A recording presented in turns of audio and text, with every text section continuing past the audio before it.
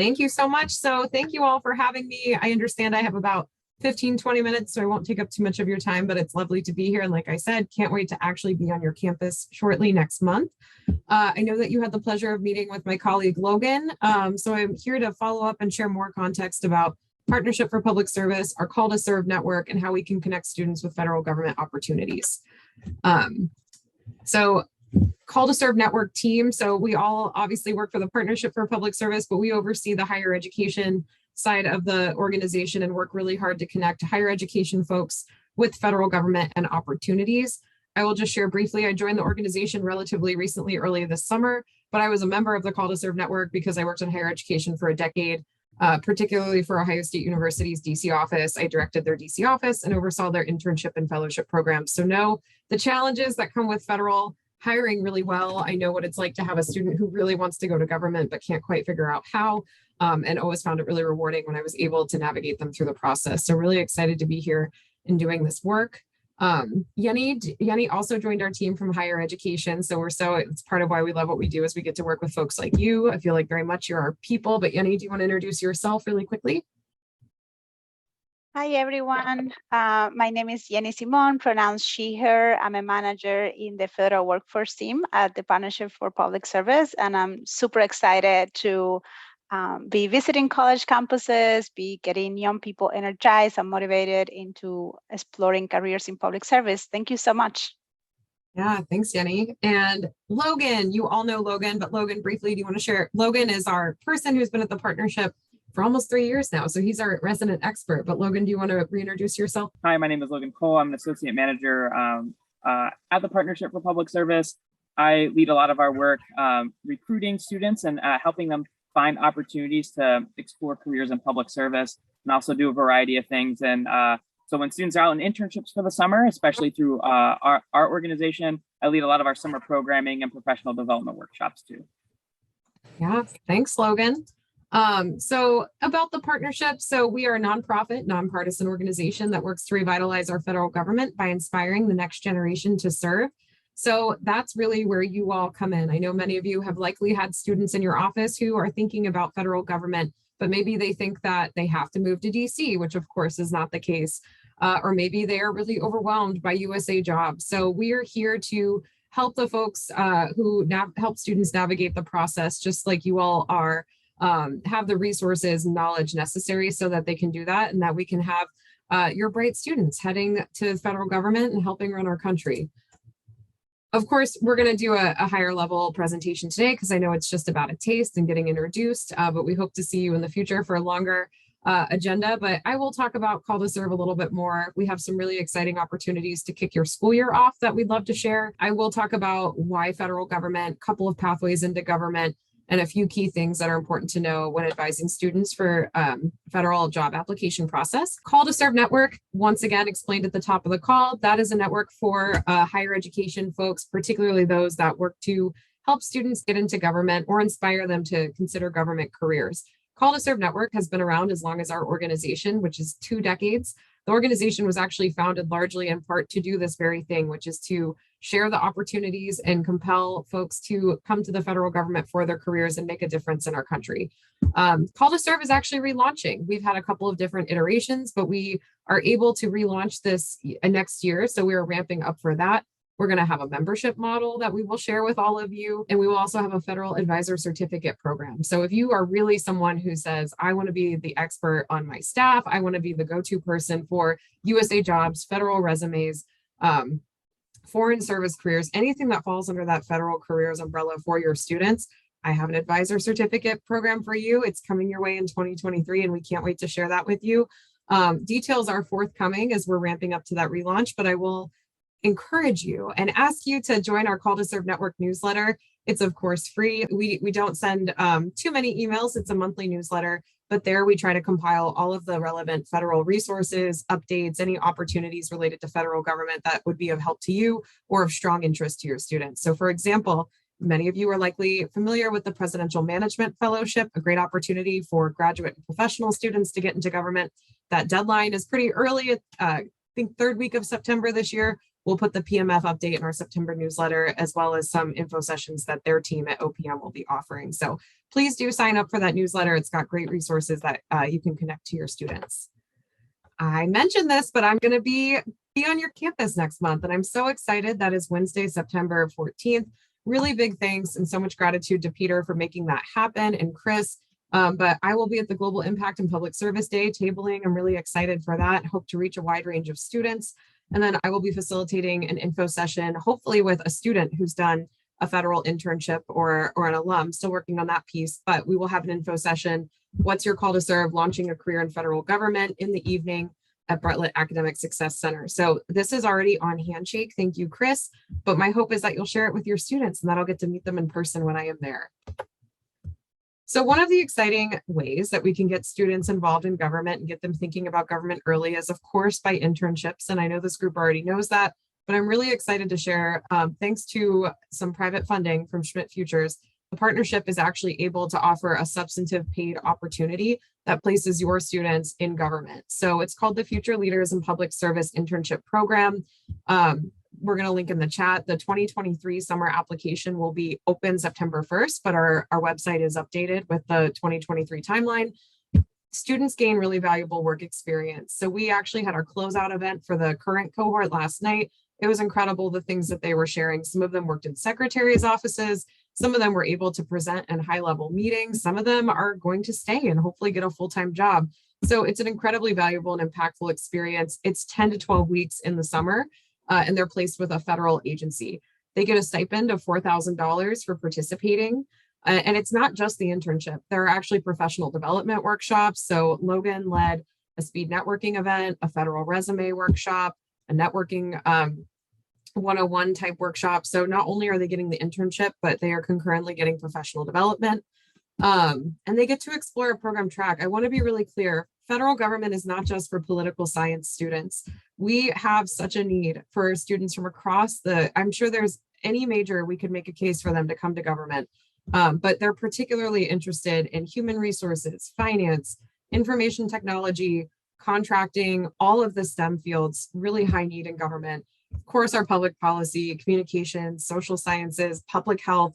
If there's a student that is intrinsically motivated and wants to make a difference for their country, encourage them to look into the Future Leaders and Public Service Internship Program next summer, because it's an excellent way to get your feet wet in government. And I will note, you do not have to move to DC for this program. There's an option when you apply to note if you prefer to be considered for remote opportunities only. So if a student prefers to stay in Arizona, they can absolutely indicate that on their application and participate in a fully virtual internship. So once again, links should be in the chat, but students will apply online. That application will officially open in early September, but all the details, and there's a flyer that we can share as well, are available, and we hope you'll share that with your students. I will also note we have the Rosenthal Fellowship in International Relations. This is for graduate students pursuing international relations. Application opens in October. We can put a link in the chat, but host sites go even beyond the executive branch of government. They can go to Congress. Many end up at the Department of Defense, State, Department of Energy. It's an excellent program for graduate students, again, concentrated in international relations.